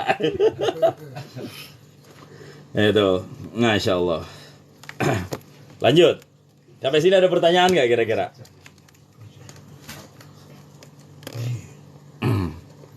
Kita setelah ini akan masuk ke cara ngebersihin najis. Tapi sebelum cara ngebersihin najis, kan tugas kita mengidentifikasi dulu mana-mana yang najis dan mana-mana yang bukan najis. Nah, mana-mana yang najis, mana-mana yang bukan, ini udah selesai sepertinya. Meskipun belum kelar semuanya. Tapi sampai sini sepertinya cukup. Nanti tinggal kita buka kitab yang lebih lebar lagi untuk pendalamannya. Tapi kita udah tahu jenis-jenis najis itu seperti apa intinya. Nah, baru nanti kita sekarang akan masuk ke cara ngebersihin najis. Ya, saya nggak banyak-banyak. Ini paragraf terakhir yang saya baca malam ini. Sampai sini ada yang nanya?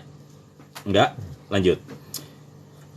Wa kaifiyatu ghuslin najasati. Ya, saya baca dulu. Wa kaifiyatu ghuslin najasati in kanat musyahadatan bil aini wa hiyal musammatu bil ainiyah takunu bi zawali ainiha wa muhawalati zawali awsafiha min ta'min aw launin aw rihin. Dan bermula tata cara membersihkan najis wa kaifiyatu ghuslin najasati. Dan bermula tata cara membersihkan najis in kanat musyahadatal aini. Jika adalah najis itu yang disaksikan oleh mata, artinya kasat mata, najisnya kelihatan oleh mata. Ya. Najis kalau kita bisa ngelihat bentuknya, cara ngilanginnya itu bagaimana? Ini akan dibahas. Apa yang dimaksud musyahadatul aini, dilihat oleh mata? Wahiyal musammatu bil ainiyah.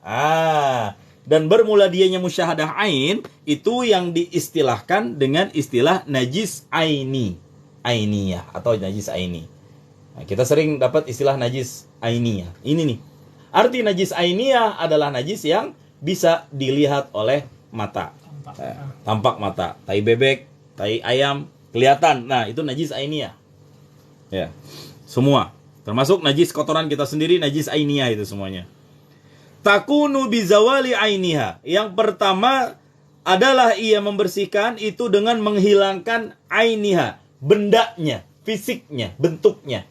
Bentuk najis tersebut. Kalau warna tai ayam hitam jelas, itu semua hitam-hitamnya harus hilang. Itu dulu diidentifikasi. Cara ngilanginnya. Bersihin semua fisik-fisik ataupun bentuk-bentuk najis. Ya. Kemudian wa muhawalati zawali awsafiha. Dan berupaya menghilangkan sifat-sifatnya najis. Sifat-sifatnya najis harus dihilangkan. Apa sih yang dimaksud sifat-sifat najis? Min ta'min. Dari ta'min, rasa. Jilatin dulu. Bau yang jelas. Ya kan? Rasa. Bagaimana kita tahu rasa kalau nggak dirasain? Bau warna. Aduh. Waalaikumsalam warahmatullahi wabarakatuh. Lah iya ini minta min dari rasa ya kan. Lah saya mikir gimana cara kita tahu rasa masih ada kalau nggak dijilatin. Au launin atau warna. Warna udah jelas lah ya. Itu dengan mata. Au rihin ataupun dengan bau. Masih mending kalau bau mah diambu dikit. Masih ada dikit deh. Ambil lagi Wipol, bersihin lagi sampai hilang benar-benar baunya ya. Tapi kalau misalnya bau udah nggak ada, lihat fisiknya, warnanya udah hilang. Sisa satu lagi, jilat-jilatin. Asyam kagak ya? Nauzubillah dah. Ya. Tapi itu caranya. Ya. Terus kalau misalnya masih nyisa baunya atau masih nyisa warnanya bagaimana? Nah, di sini dijelaskan. Fa in baqiya ta'mun najasati darra. Maka jika tersisa aroma atau rasa najis darra, enggak boleh. Kalau masih ada rasanya, enggak boleh. Kayak cicak itu di masjid kita itu kan masjid Najis hitam itu. kuning gitu. Najis itu. Makanya kan saya selalu ngingetin, mohon maaf Ustaz Fikri. Semua yang petugas marbot, tugas beratnya salah satunya itu, mengidentifikasi najis-najis kecil. Nah itu dia termasuk tai burung. Cuma nanti untuk tai burung kalau udah terlanjur terlalu banyak banget, ammatil balwa, di dalam kitab yang lebih besar nanti ada pembahasan itu masih dimaafkan. Tapi tetap najis. Yang jadi masalah kita sepakati dulu, itu najis. Bapak lagi sholat nih, tai cecek jatuh, cekrek, geser tempatnya. Mau nggak mau. Sholat lagi di situ, nggak sah. Karena salah satu syaratnya sholat berdiri di tempat yang suci. Arti tempat yang suci yang tidak ada najisnya. Kalau ada najisnya, otomatis menghalangi sholat, sahnya sholat. Kalau dia bawa sajadah sendiri, lapisin. Lebih aman, Oh, lebih aman. Makanya salah satu fungsi kenapa seseorang dianjurkan bawa sejadah sendiri untuk memastikan nggak ada najis yang ada di bawahnya. Kita anggap najisnya udah nggak ada, udah ketimpa. Cuma nanti nempel di sejadah. Nah, cuma bagian bawah kan, yang penting tidak bagian atasnya. Masalah itu suka ada burung ya, kayak burung ya. iya. Bagaimana? Gereja. Kayak burung, bukan gereja. Itu kan kalau Tapi kalau misalnya tai burung, cuma kalau udah banyak Pak, kalau masih gampang dibeda-bedain, masih bisa dipilah-pilih, tetap najis.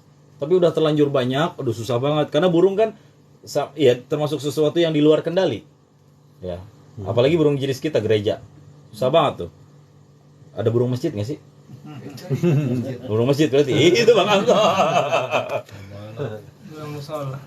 Nanti burung gereja kalau masuk masjid jadi mualaf nggak ya? Mohon jawab di TikTok ya. Ntar dijawab lagi. Terus kalau misalnya burung masjid ke gereja murtad dong Ustaz.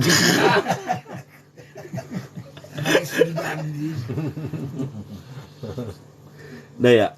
Itu tuh. Kemudian, jadi begitu ya. Kalau misalnya masih tersisa ta'mun rasanya dan kita tahu itu darra, mudarat, artinya tetap dianggap najis. Ya. Terus au launin atau masih tersisa warna, au rihin, tersisa bau. Asura zawaluhu, cuma susah buat dihilanginnya. Lam yadur, nggak masalah. Ya ini misalnya ada tai ayam udah dibersihin, nggak bisa-bisa, susah banget. Normalnya upaya kita sebagai manusia untuk membersihkan najis, ternyata najis itu tak kunjung hilang, masih ada aja aromanya. Pakai wipol udah 3 kali nggak bisa hilang juga. Nah, itu karena mudarat, ya udah dianggap dimaafu. Tapi tetap najis, cuma dimaafkan.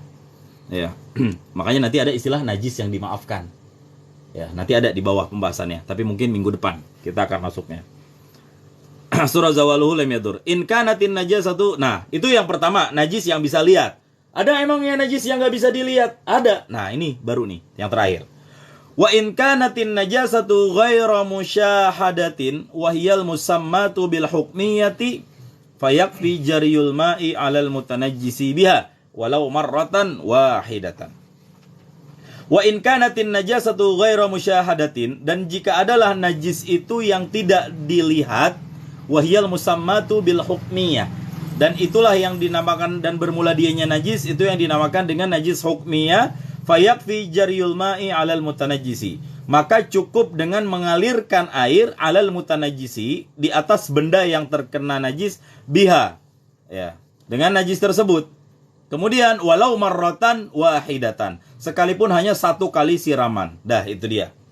Jadi kalau najis yang sudah tidak terlihat lagi, ya, kita tahu nih najis di sini nih, cuma kita udah tinggalin berhari-hari sampai hilang sendiri itu najis. Itu cukup siramin air sekali, pakai air aqua ini juga boleh, set, udah bersihin, clear, suci tempatnya insyaallah. Dan boleh dijadikan lagi tempatnya untuk sholat. Nah, sampai sini sudah jam 10:15 ya.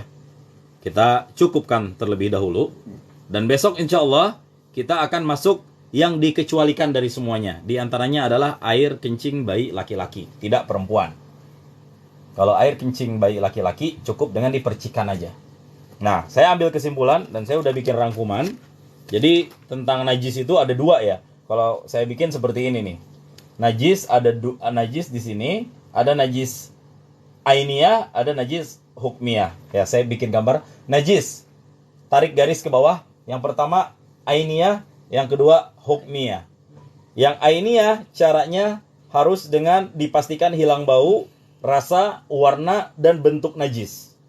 Kemudian najis yang hukmiyah cukup basuh sekali saja dengan air. Itu udah suci insyaallah. Nah, besok akan kita bahas tentang masalah mencuci najis. Termasuk bekas air yang cuci itu najis apa kagak. Termasuk pipisnya bayi. Kenapa pipisnya bayi dikecualikan? Bayi laki-laki kok kenapa nggak perempuan? Loh, apa perbedaannya laki-laki dan perempuan? Insya Allah kita akan bahas di kesempatan yang akan datang. Sampai di sini dulu. Karena besok ada yang bertanya. Tadi kan dijelasin manusia kan suci air maninya, dan semua manusia suci, Pak ya. Ada ayat di dalam Al-Quran, innamal musyrikatu najisun. Ya, itu yang dijadikan oleh saudara-saudara kita yang berpemahaman. Nah itu Pak Heru. Innamal musyrikatu najisun. Ada sebagian orang yang memfatwakan sesungguhnya orang-orang yang musyrik, mohon maaf ya, nonis, buat agama Islam itu najis. Sehingga mereka mengistidlal bahwa mereka itu nggak boleh dekat-dekat sama kita karena towel najis. Nah, nanti dibantah di sini. Kalau misalnya pendapat itu mentah-mentah ayat itu ditelan, itu kurung batang nggak boleh dipakai.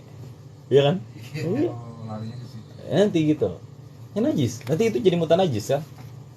Tapi enggak seperti itu. Betul memang ada ayat Al-Quran bahwa orang yang berbeda agama dengan kita najis. Tapi dalam keyakinan kita bukan najis materialnya, tapi najisnya secara i'tiqadnya, tauhidnya.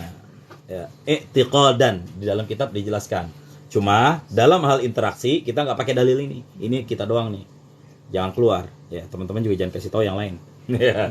Karena ini online. Ladik kan. Iya, makanya. Nah, dalam prinsip kita bersosial lakum dinukum waliyadin. Dan itu tetap karena kita di atas kesepakatan Pancasila udah terlanjur berdiri. Nah, Kalau anak kecil yang belum sunat itu najis. innamal musyrikuna Ustaz. Siap Ustaz, Rom-Romi jazakallahu khairan katsir. Hah? Najisun. Iya. Gimana? Anak kecil yang belum sunat najis ya. Enggak dijadi patokan mau disunat mau enggak. Yang jadi patokan kalau belum makan dan umurnya belum 2 tahun. Kalau belum sunat. Tapi yang bayi laki-laki ya? 18 juga belum sunat. Itu najis. 18 tahun belum sunat. Makanya kan 2 tahun maksimal. Maksud saya nanti jangan, karena nanti bisa jadi ada perdebatan kalau 18 tahun gimana. Ingat ya, umurnya harus maksimal 2 tahun. Dan itu pun tetap najis. Cuma cara menghilangkannya aja cukup dengan dipercikan air. Tapi buat bayi laki-laki itu besok tuh, insyaallah.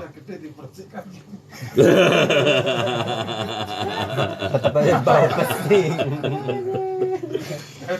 Insyaallah. Mau nanya Pak Ustadz, kalau kita lagi sholat sudah takbiratul ihram, kemudian kita sholatnya posisi paling depan gitu ya, pas takbiratul lihat ke bawah ada apa kotoran cicak gitu. Nah cara pindahnya gimana tuh Pak Ustadz? Pindah. Mundur ada Orang. jamaah lain ke samping ini ada. Ya itu susah gimana? juga ya. Apa? Posisi kepala aja yang berubah. Posisi kepala ya di Pas posisi sujud aja. Langkahin aja. Tapi ya jangan sampai masalahnya itu jangan sampai menjangkau area sholat Pak Heru. Misalnya kita berdiri di sini, pas di area perut kita kalau ruku ya, kalau sujud ya, kita geser sedikit. Ya, kita geser sedikit ke kanan, atau kalau emang di depan masih ada celah kosong, bisa dipepet-pepetin, maju aja udah. Maju. Geser dikit. Boleh nggak itu? Boleh. Bahkan berlaku hukumnya ketika orang sholat sendirian di belakang Pak Sidik. Kalau maju juga kan, apalagi kalau kita posisinya di tengah-tengah gitu ya, di sekitaran, bisa nyundul pantat yang di depan. Ntar orangnya ke jerongkong. Iya. Ya kalau memang nggak yakin, ya udah. Tetap aja berarti di situ. Kalau ya Nggak batal pindah. otomatis, nggak boleh kan. Diam terlalu lama nggak ada pergerakan juga dianggap batal kan. Diam terlalu lama dalam sholat juga membatalkan. Ya udah, stop dulu. Keluar diam aja udah.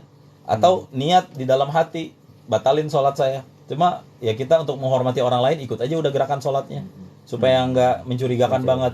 Takutnya nanti pas Jadi Sidik, sholat wah ulang ya. ini sesat nih. Nah, Jadi sholat ulang. nanti sholat lagi sekali lagi pas udah selesai. Cuma menghormati. Begitu juga berlaku ketika kita sholat, misal di belakang kita sholat jadi makmum, di depan ada imamnya pas lagi ruku atau lagi sujud kelihatan punggungnya nih kan aurat kan, pantatnya kelihatan. Sering nggak kayak gitu? Sering. Nah itu Kelihatan simpaknya. kelihatan warna sempaknya. Iya Pak, itu belah celengan.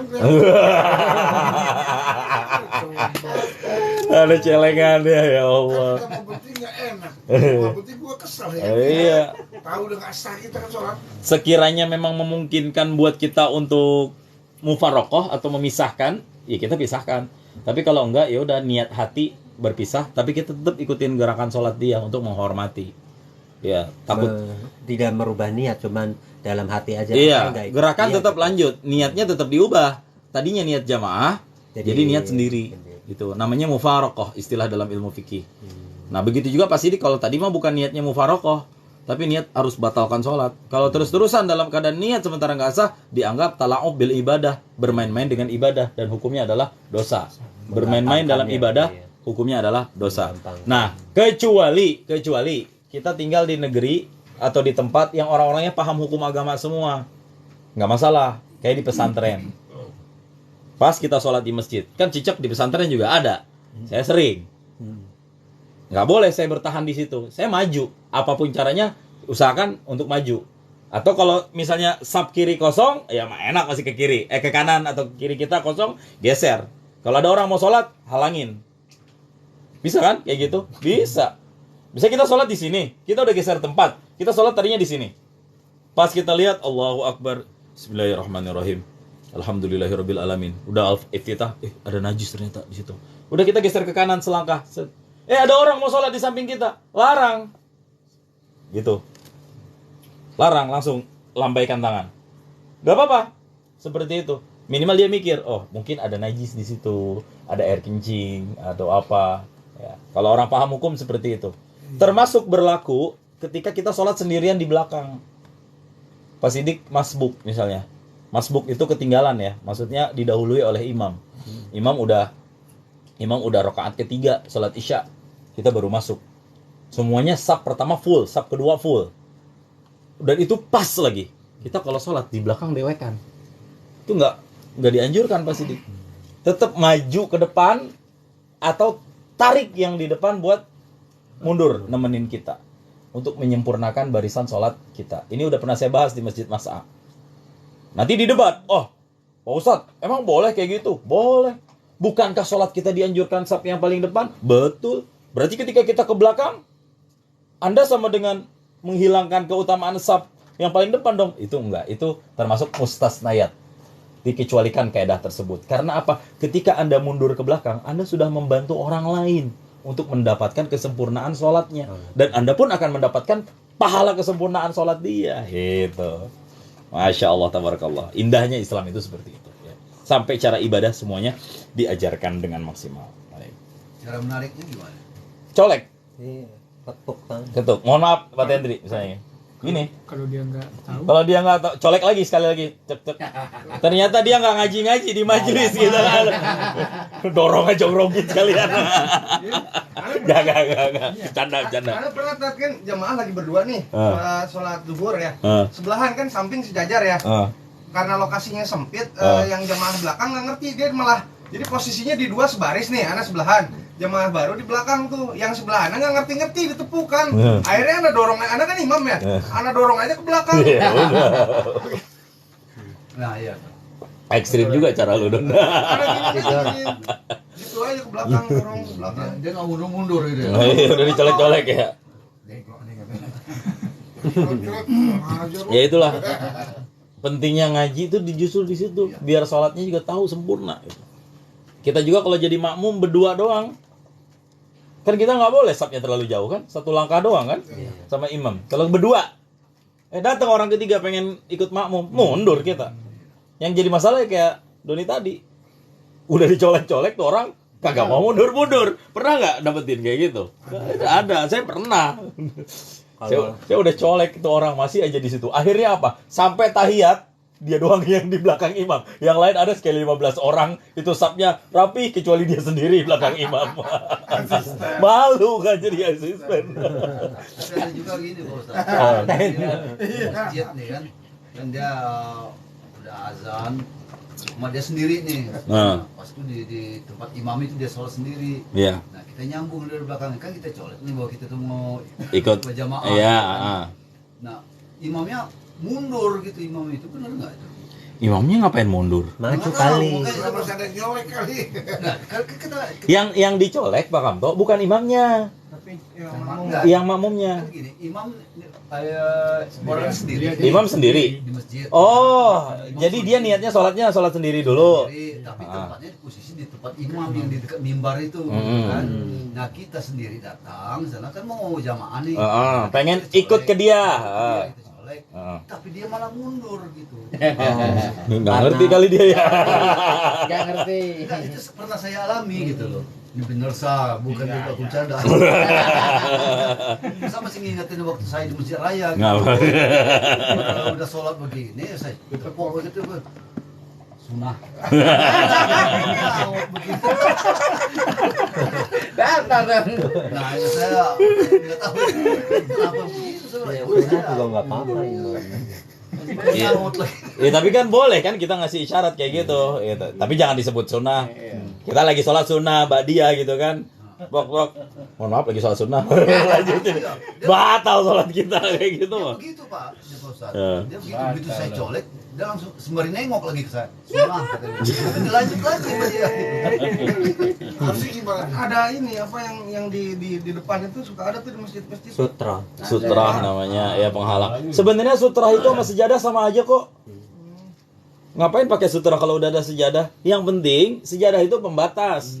Ketika kita pengen lewatin orang yang lagi sholat, ya batasnya sejadah itu. Selagi kita melintas di koridor, ini dia sholat, ini sejadah. Yang penting kita di sininya. Ya nggak boleh di sini. Itu boleh dihalangin seperti ini. Sekalipun mati nggak masalah. Ya, misalnya karena badannya terlalu kuat, di kitab ada di kitab. Ya apa di kitab Bajuri gitu kan?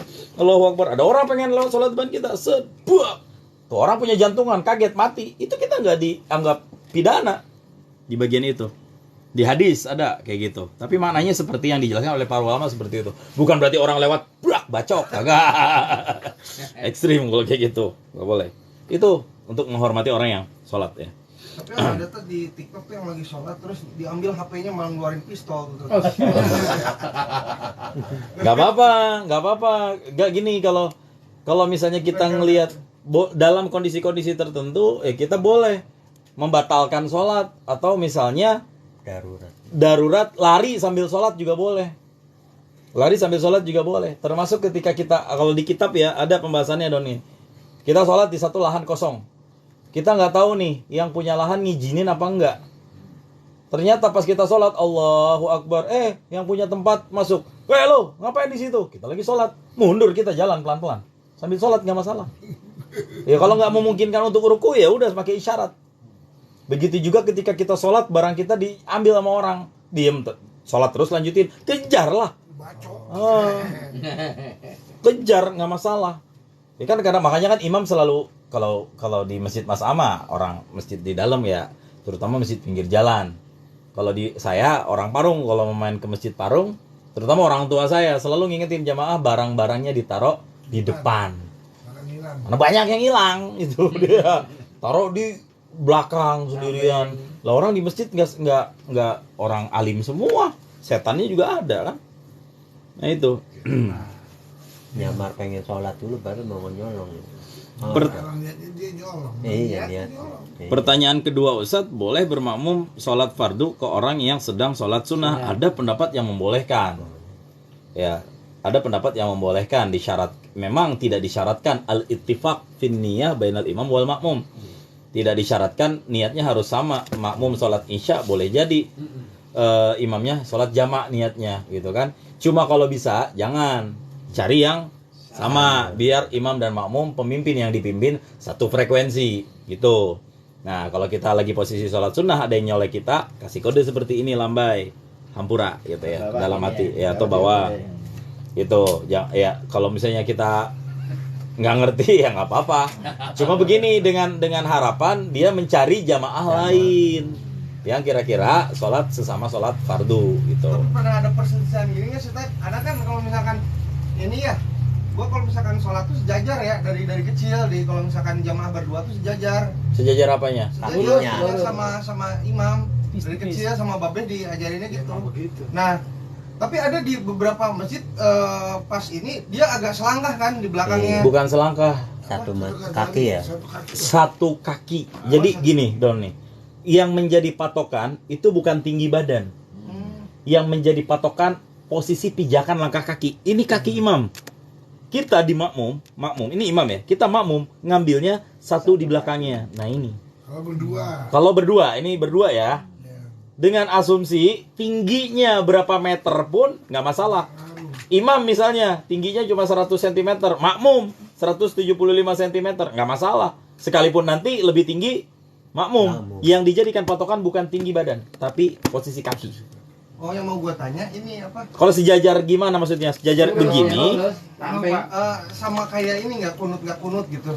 Ya, maksudnya namanya khilafiyah. Oh iya nggak masalah. Jadi kita tetap sah atau tidak? Di Muhammadiyah itu kan di Muhammadiyah itu sejajar. Oh maksudnya merapatkan barisan. Lurus. Jadi Rendeng.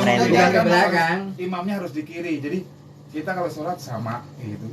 Persis sejajar. Cuman imamnya pasti di kiri gitu. Nggak masalah, itu bicara afdoliyah.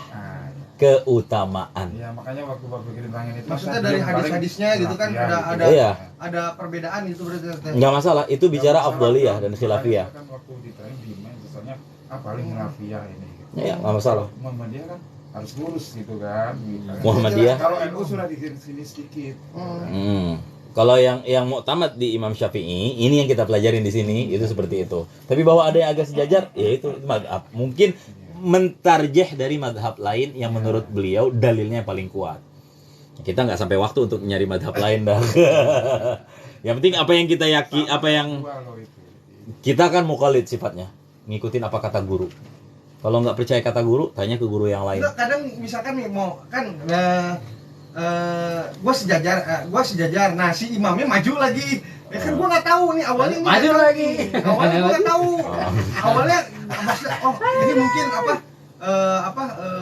umum di Indonesia gitu ya, karena gua kan dari kecil terbentuknya di lingkungan yang Muhammadiyah gitu. Jadi pas gua maju sejajar si imamnya teh ada mungkin di tol itu waktu itu kerja waktu Di tol? kuliah di tol. Waktu kuliah pulang. Maksudnya di rest area? Oh, aku kira sholat di jalan tol. Enggak, di rest area. Iya. Waktu kuliah itu waktu pertama kali itu. Iya. Gua ini karena kan waktu di Bandung juga gua ketemunya kumpulnya Nah, sama anak-anak intinya Muhammadiyah lah. pas ente Nah, pas anak maju sejajarin gini, Dia maju.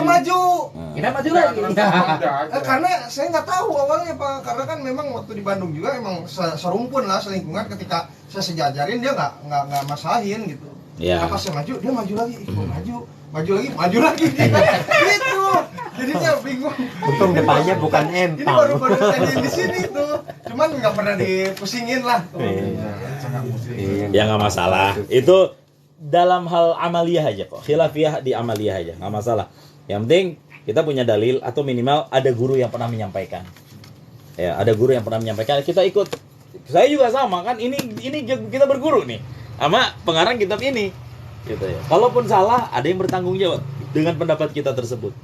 Ya, yang jangan melakukan satu ibadah tanpa ilmunya atau tidak tahu dan nggak ingin belajar ilmunya, itu yang nggak boleh. Udah nggak tahu, nggak mau belajar lagi, ibadah lagi, gurunya Google lagi, ya Allah. Nah itu dia ya, Allahu a'lam bishawab ya. Nanti kita akan bahas kembali, dan hari ini kita cukup satu kajian aja dulu ya, satu kitab aja dulu. Abis ini udah ada yang menanti ini. Ya, Masya Allah Pak Sidik. Ida hadara ta'am batalal kalam. Ya.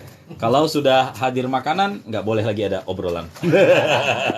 Itu kaidah orang Arab ya. Ida hadara ta'am batalal kalam. Kalau makanan sudah dihidangkan, tutup obrolan semuanya. Termasuk sholat juga makruh. Ya. Makan dulu. Ya. Kalau gitu anak tadi nggak makan mie, ninggalin ngobrol di situ, makan mie-nya 2, makan nasi juga. A'udzubillahi minasyaitonirrajim. Bismillahirrahmanirrahim. Alhamdulillahirabbil alamin, hamdan na'imin, hamdan syakirin, hamdan yuwaffi ni'amahu wa yukafi mazidah. Ya rabbana lakal hamdu wa lakal mulku wa lakal syukru kama yanbaghi li wajhikal karim wa 'azimi sultanik. Allahumma shalli ala sayyidina Muhammad wa ala ali sayyidina Muhammad. Allahumma asina kibatana fil umuri kulliha wa jina min khizyid dunya wa 'adzabil akhirah. Allahumma faqihna fid din wa 'allimna ta'wil, faqihna fid din wa 'allimna ta'wil, faqihna fid din wa 'allimna ta'wil. اللهم اغفر لنا ذنوبنا ولوالدينا وارحمهما كما ربينا صغارا. اللهم اغفر لنا ذنوبنا ولوالدينا وارحمهما كما ربينا صغارا. لجميع المسلمين والمسلمات والمؤمنين والمؤمنات الأحياء منهم والأموات إنك سميع قريب مجيب دعوات يا قاضي الحاجات ويا كافي المحمد برحمتك يا أرحم الراحمين. ربنا هب لنا من أزواجنا وذريتنا قرة أعين واجعلنا للمتقين إماما. ربنا آتنا في الدنيا حسنة وفي الآخرة حسنة وقنا عذاب النار. وصلى الله على سيدنا محمد وعلى آله وصحبه وبارك وسلم. سبحان ربك رب العزة عما يصفون وسلام على المرسلين والحمد لله رب العالمين. الفاتحة. أعوذ بالله من الشيطان الرجيم. بسم الله الرحمن الرحيم. صراط الذين أنعمت عليهم غير المغضوب عليهم ولا الضالين. آمين. ثم السلام عليكم ورحمة الله وبركاته. Bang Burhan, sehat-sehat selalu, amin ya Allah. Makasih Bang Burhan, jazakallah. Makasih sayang, udah nge-give. Ustaz Sahroni dari mana ini ya? Ustaz Ibni, insyaallah ini banyak yang nonton dari mana aja ini? 03, siapa ini ya? Akang minum terus, aus. Kecoa tuh Kang, oh takut sama kecoa. Malu amat ya. Mohon maaf ya. Ini saya, oh ya. Yang kakak itu rumahnya dari awal sampai nggak pernah. Sama-sama, Masya Allah. Berkah Ustadz, amin. Ustadz Mahfuz, jazakallah. Ini siapa ya? Ria Meria Gemoy. Oh, dirimu orang Tasik kayaknya ya. Kita mau apa itu Gundul Mantur. Oh, Ustadz Anwar Syadat, Masya Allah. Ahlan wa sahlan. Alhamdulillah.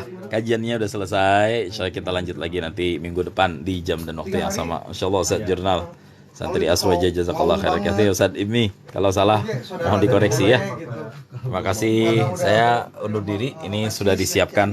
Jadi nama majelis kita adalah Majelis Rohah ya. Jadi di sini makan-makan itu sesuatu yang wajib. Ya, ini udah disiapkan ya. Bintang bukan bintang tamu ini ya, Sohibul Bait ya, ini beliau Pak Sidik ya. Ini udah nyiapin hidangan, masya Allah. Oh, masya Allah. Pak Hendri juga nih. Udah sembuh Pak Hendri ya? Lihatin, alhamdulillah tuh. Udah tumbuh, alhamdulillah berkah ngaji ini. Amin, alhamdulillah. Dan kita nggak banyak nih yang hadir karena ada kabar duka juga dari tetangga kita. Ya. Terima kasih, jazakumullah. Saya pamit, saya akhiri. Assalamualaikum warahmatullahi wabarakatuh. Keluarga kebanyakan buka sekolah.